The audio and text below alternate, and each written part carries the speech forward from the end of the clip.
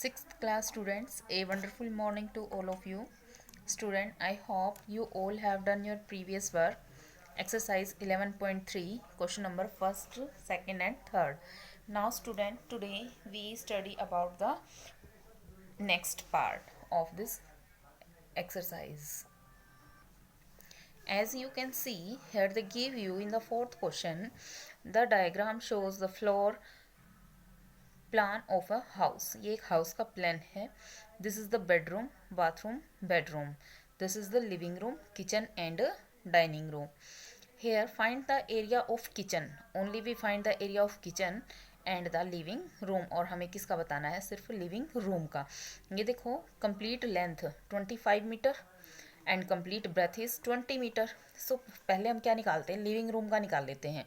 Complete length जो है वो, ब्रेथ जो है वो 20 मीटर है, और जो लेंथ होगी वो ये ब्रेथ थी हमारी, और लेंथ कितनी निकल के आएगी वो देखेंगे हम.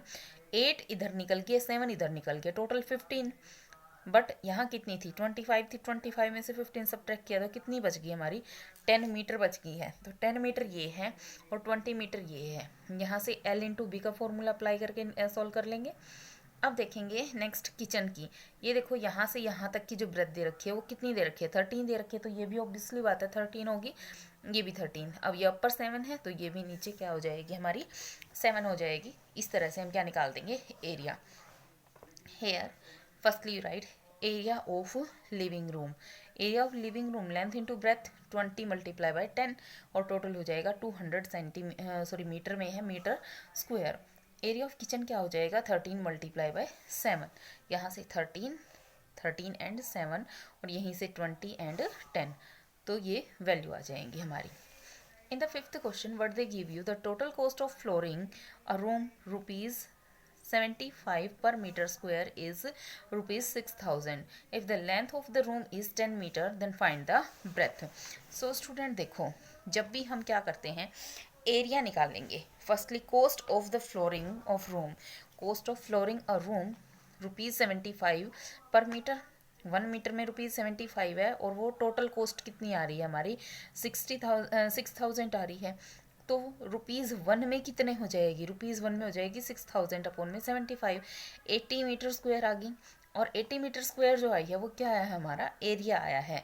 लेंथ इन्होंने 10 मीटर दे रखी है. ब्रेथ हम निकालेंगे तो एरिया डिवाइड बाय लेंथ, और यहाँ से क्या आ गया हमारा? 8 मीटर. ये क्या है? हमारी ब्रेथ है.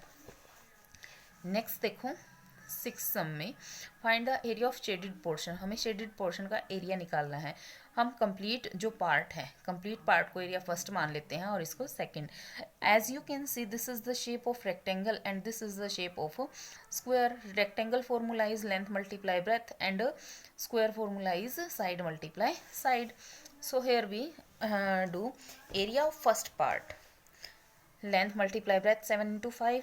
Area of second part, side into side, 35 metre square, 4 metre square. यहाँ हमें निकालना है area of total shaded part. Shaded part ये था, उसमें से हम इसका एरिया सब्ट्रैक्ट कर देंगे तो एरिया ऑफ शेडेड पार्ट आ जाएगा. अब ये देखो, ये कंप्लीट ये लेंथ है, ये हमारी ब्रेथ है. तो सबसे पहले हम इसी का एरिया निकालते हैं. 20 मल्टीप्लाई बाय 15 रेक्टेंगल का area of the complete figure 20 multiply 15 this. उसके बाद देखेंगे इनर रेक्टेंगल, इनर अंदर भी एक रेक्टेंगल दे रखी है. जब हम उसका एरिया निकालेंगे तो किस तरह से होगा? अब ये देखो, ये 20 मीटर है, ये लेंथ है.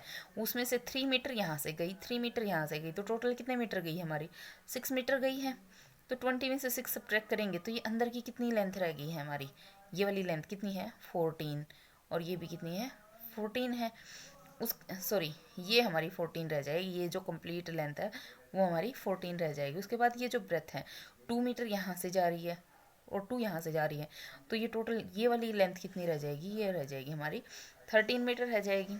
तो अब इसी तरह से, सॉरी 2 गई है तो 11 रह जाएगी.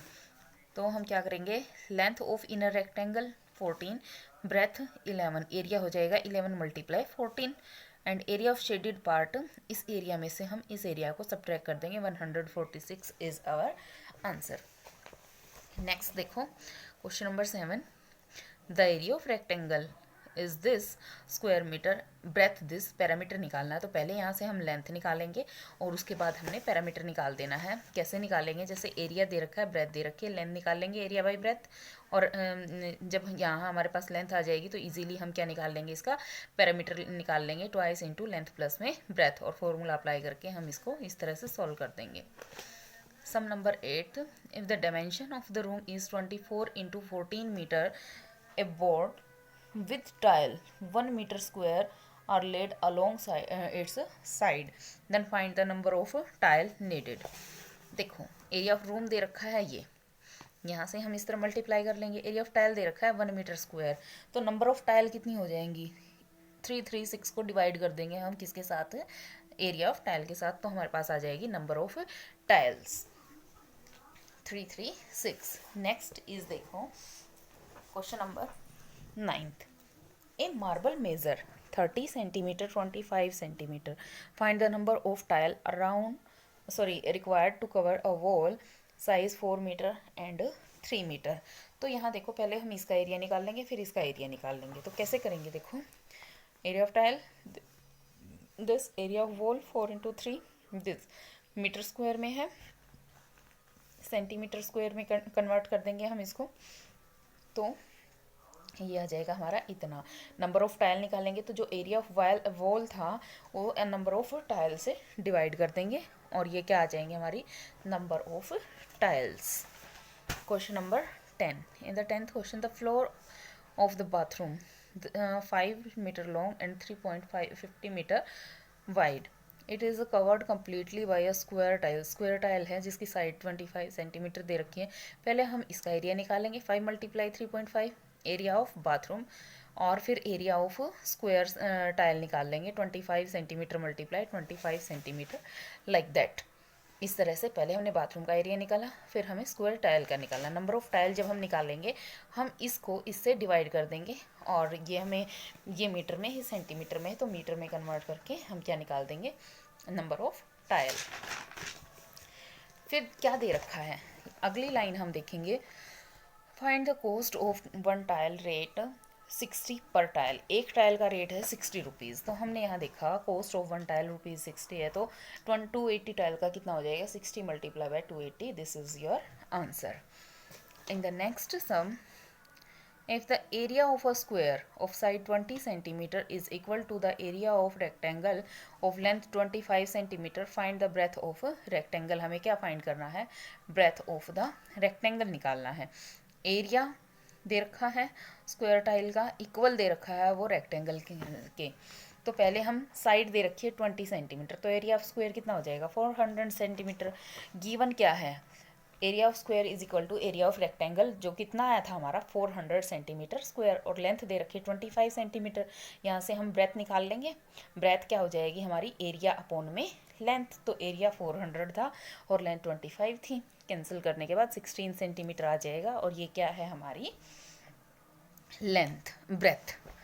नेक्स्ट सम देखो, the length and breadth of a rectangular sheet paper is 30 centimetre and 20 centimetre. पहले इस लाइन को सॉल्व करते हैं, लेंथ ये दे रखी है, ब्रेथ ये दे रखी है, तो एरिया ऑफ रेक्टेंगल यहाँ से निकाल लेंगे हम, ये इतना आ गया है। उसके बाद देखो उन्होंने क्या कहा है, a square sheet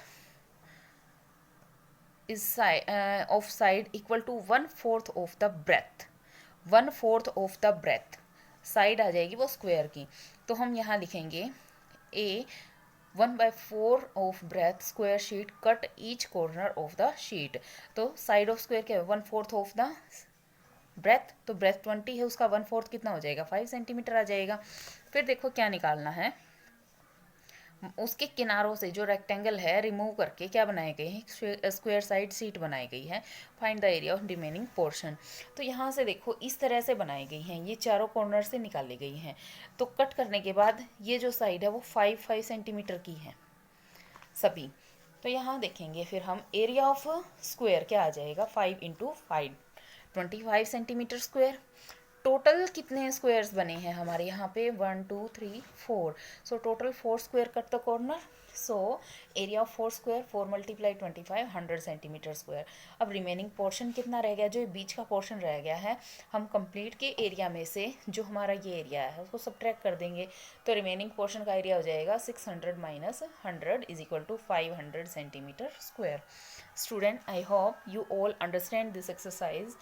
You solve this complete exercise in your fair notebook of maths with neat and clean handwriting. Thank you, student. Have a nice day.